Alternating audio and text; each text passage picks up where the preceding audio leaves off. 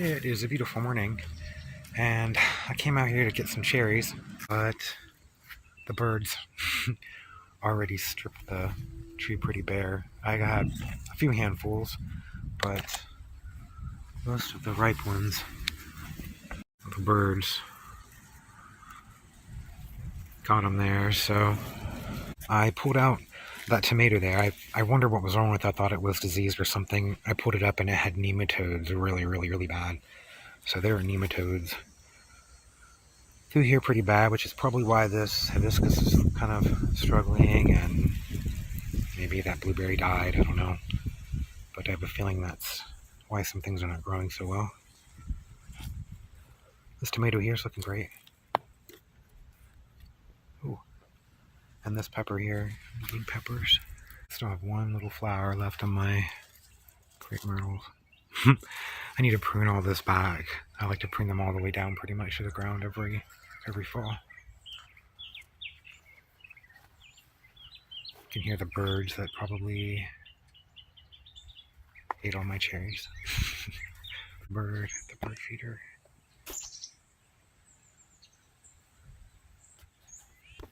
I'm just going to go around and harvest some stuff here. Make some food. There's still plenty of stuff out there for every day I can come out here and get a bunch of stuff like this. It's awesome. And we have these tomatoes here. I think they're ready. I think they're just green on the top because of the sun. They feel ready, so I think I should probably harvest these too. I have some Roma tomatoes maybe starting to ripen up. I should probably get to. And some purple ones. I still haven't crossed them yet. I haven't decided what plant I want to cross them with yet.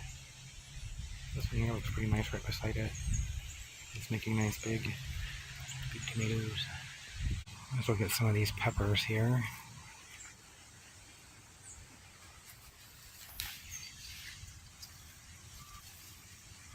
If I don't, something else will.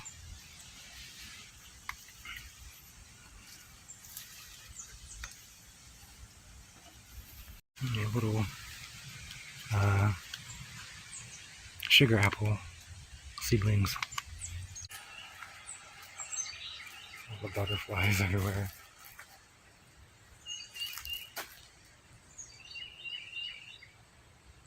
I don't know when my star fruit is going to be ripe.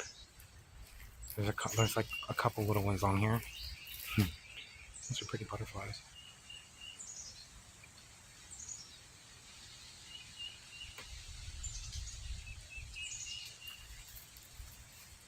Here it is. This one here, I don't think it's ripe. It looks pretty green. And there's another weird shaped one on the other side here. Weird shaped one there. I'm just afraid something will get them if I leave them on here too long. It's blooming again. It's a neat little bush. My Camarillos really look nice now that it's cooler. But they're getting really tall. So they're getting ready to be a little too tall to fit in my house. So hopefully in the next couple months they don't get too much taller. They branch out a little bit, or I might have to prune it or something.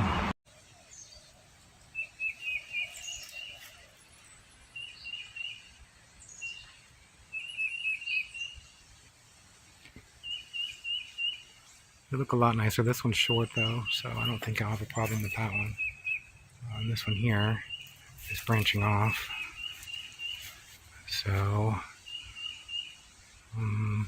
might be able to pull it down like this. I don't know. It has ants everywhere on it though. I guess I could always cut it here if I had to. You see what I did before. I'd cut it here and here. Neat little trees. The passion fruit way up there. You can barely see them. They're kind of green and yellow.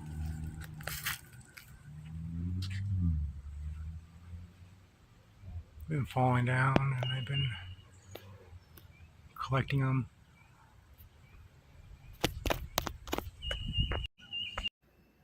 Look what a nice colorful harvest. I could use this as a thumbnail or something. the tomatoes and peppers and things. So I didn't get many cherries after the birds, but I'm gonna try to make something out of them, I think. I mean, I could just eat them all fresh, but I really want to know what the jam tastes like. So these cherries here, I've eaten about half of them because they're really, really good. And I really should have saved them so I can make a jam or something, but I'm going to make a jam with these ones here.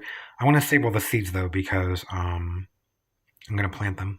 Made really neat little bonsai plants, and I don't know, I figure I could sell them for $1 or something, or give them away or something like that.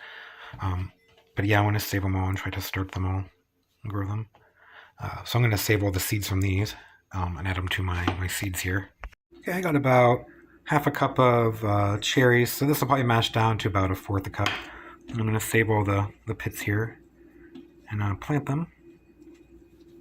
This is a little wet paper towel here. So I'm going to mash these up here. Put them in this bowl here. So I'm going to make just the tiniest bit of jam. I mean, I know I could eat these fresh. I already ate about twice as much fresh, but I really wanted to try it as a jam, so I thought, well, I'm going to try it out.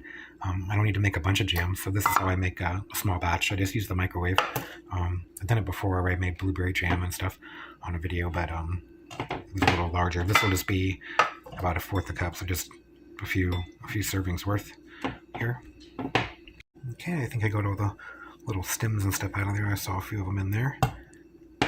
Okay, and I'm going to mash all this up.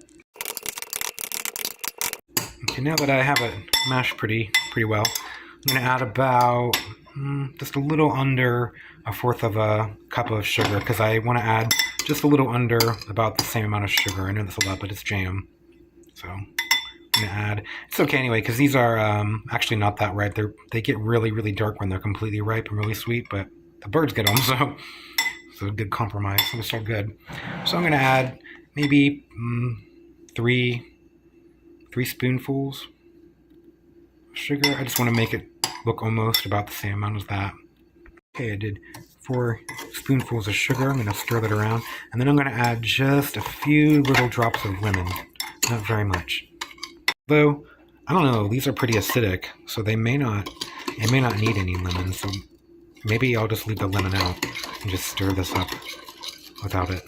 I'd also, since it's such a small amount too, I'm afraid if I add any lemon to it, it'll alter the flavor. And I want to know what it tastes like as just how it is. So I'm going to just keep stirring this around. Then I'm going to set it in the microwave and just kind of microwave it for about 1.5 minutes and stir it. And just keep doing that and watch it so it doesn't burn. And make some jam out of it.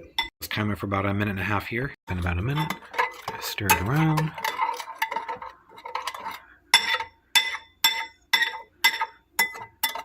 I'm going to put it back in for another minute. It's pretty hot, but it's starting to look kind of like jam already. So I don't want it to burn and get ruined. So maybe just another 30 seconds or so. Yeah, I'd say that. Okay, I just did about another 15 seconds or so, and it's definitely a jam. So I'm going to just stir it around here and get it out. It's hot. Yeah, I'd say that's definitely a jam once it cools down. So I'm just going to stir this a little bit. And I'm going to set it in my refrigerator to cool down, and I'll make some toast. There we go. While my jam was setting, I decided to go ahead and pull some weeds. You can actually see my lettuce growing and my Brussels sprouts now. I'm getting kind of swallowed up there. Okay, well, I'm going to try to wash my hands now. They're pretty filthy. And try out that jam. Okay, I have some jam here. I'll spread some on my toast. Quick and easy was to make jam. Let's see if it tastes good.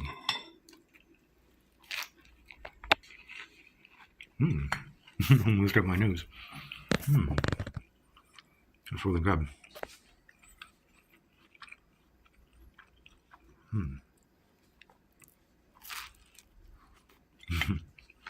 Excuse me. Really, really good. Try it by itself. Mm. Mm. That's great.